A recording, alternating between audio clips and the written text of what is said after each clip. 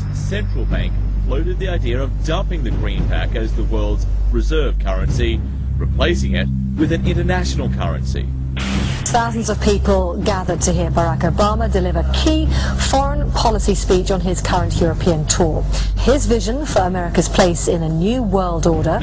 Returning vets could be a risk to our nation. We've got to give them a stake in creating the kind of world order that I think all of us would like to see. And one of the ways it will drive the change is through global governance. I think a new world order is emerging. This is a hoax and a scam which is designed to transfer wealth and power from the private sector to the government sector and from the government of the United States to a world government. And those people who have been yelling, oh, the UN's going to take over global conspiracy government. Theorists. They've been crazy, but now they're right. And who got the money?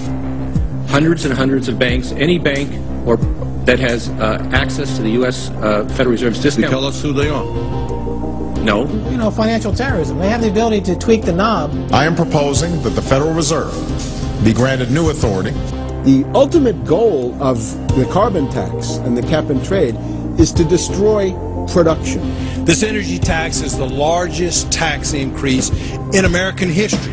We're actually creating a global warming police. So number one, they can come in, the federal government can come in and inspect your house and send you the bill. We're setting up a global warming Gestapo. One of the things that if you talk to our generals, they are desperate for is a civilian counterpart to our military forces. I am fierce. And this is what I wear.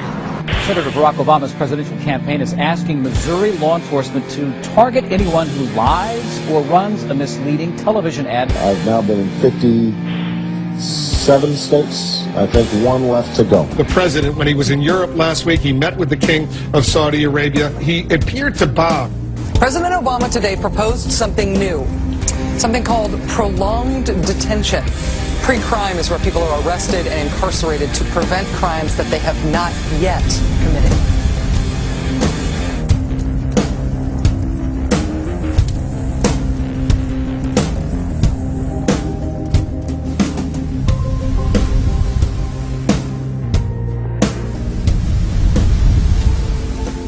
It's the World Wrestling Federation. It's the Washington Wrestling Federation. They put on this show that they're bitter rivalries, you know, villains, and they really don't like each other. But behind closed doors, they buddy up for a drink and make deals. Both the Republican and Democratic parties are owned by the same global elites.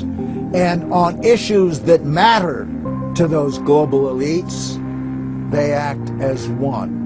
They've wrapped themselves in the American flag, and they've talked about preserving American heritage and principles, and all the while they're working to merge us into a new world order where our sovereignty will be destroyed. We'll lose all connection with our American heritage. With Bush, you knew exactly what you were getting. It was there was no iron fist in a velvet glove. It was just the iron fist. Whereas with Obama, you've got the velvet glove and the iron fist. You know, a very sharp guy, very smooth, knows exactly what he's doing. For that reason, far more dangerous than Bush. Well, at the end of last year, I was willing to give Obama the benefit of the doubt. I thought it was premature to write this guy off.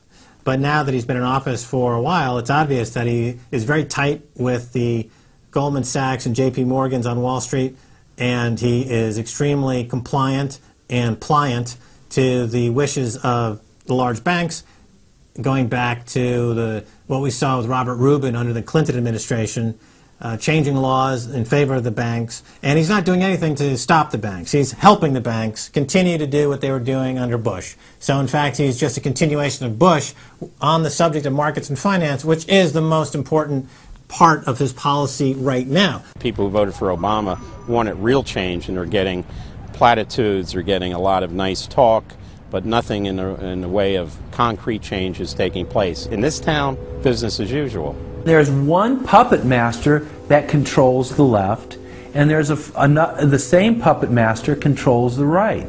They control the Republican Party, and they control the Democratic Party. This is not a party issue. This is not a left-right issue.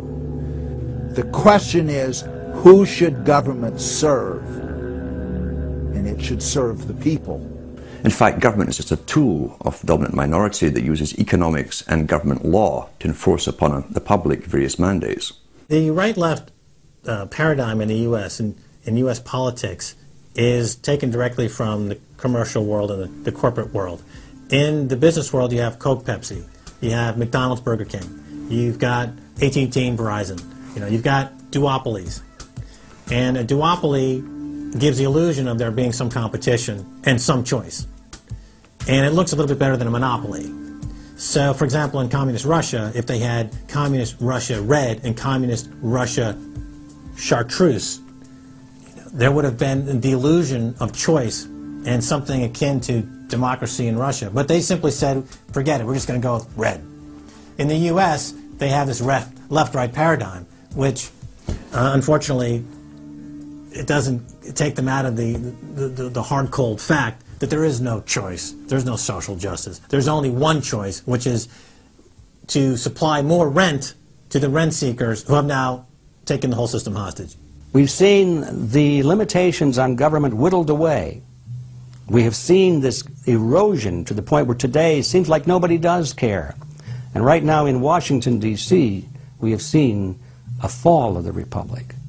If the United States doesn't have its Bill of Rights and Constitution, it doesn't exist anymore. It's just more real estate, more dirt. And that's what these global corporatists want. They want to completely dismantle the Bill of Rights and Constitution, and they're doing that right now. This is the fall of the republic. Our nation is dying. We, the people that live in this fine country, need to stand up, get involved, and take the system back. It's the Bill of Rights and Constitution that we owe allegiance to, not to a political party, and not to politicians that wrap themselves in the red, white, and blue, while at the same time they destroy everything that that sacred flag stands for. So in the old days, you used to have this globe that with 180 some odd countries, and a few of those countries had a lot of power, like the Soviet Union, the United Kingdom, and the United States at various times. But today, you might better look at that globe and say that it's surrounded by huge clouds swirling around the planet. They know no national boundaries. They don't follow any specific sets of laws, and these are the big corporations. They basically control politicians around the world because they have all the money, and politicians always need money to get elected or to run their governments if they're not democratically elected politicians. They control the mainstream press, either through outright ownership or advertising budgets. They have massive amounts of lobbyists in Washington that have tremendous influence on our president and Congress. And they really are calling the shots. They form partnerships with the Chinese and the Taiwanese and the Tibetans, or with the Israelis and Arab nations, with Brazilians and Indians, with whatever country and whatever group of people has resources that they covet. And so for the first time in history, we really have this new form of an empire. Barack Obama is a puppet of the New World Order to bring in a World Bank, to destroy the economy of this country, and to bring in global governance. And no matter how likable the fellow is, we as citizens of this country need to stand up and say no. We have to stand up to preserve a republic here and a rule of law, which is under dire threat. We don't want to live under a world government of the corporations, by the corporations, and for the corporations. I don't want to believe it, and that's probably what holds me back on it, but I'm certainly seeing enough indication that it could be true. Absolutely, because they're always talking about Mexico and the United States and Canada ending up like Europe. And there's things done politically that seem to take us in that direction. And so I think it's incumbent upon all of us as American citizens to pay attention. This move to world government is not about roses and happiness and peace and in a better life. It's about enslavement. They said in their own writings, from the earliest times to the present, the world they're bringing in is to be a world where everyone who is born, or would be allowed to be born, would be born to serve the state. That would be their sole function.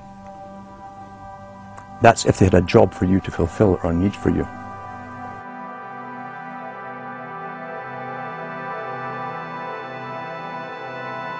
July 4th, 2009. Across the United States, citizens gathered to celebrate the Republic's founding 233 years before. Most people in the crowds were aware that America was going in the wrong direction, that things were changing for the worse.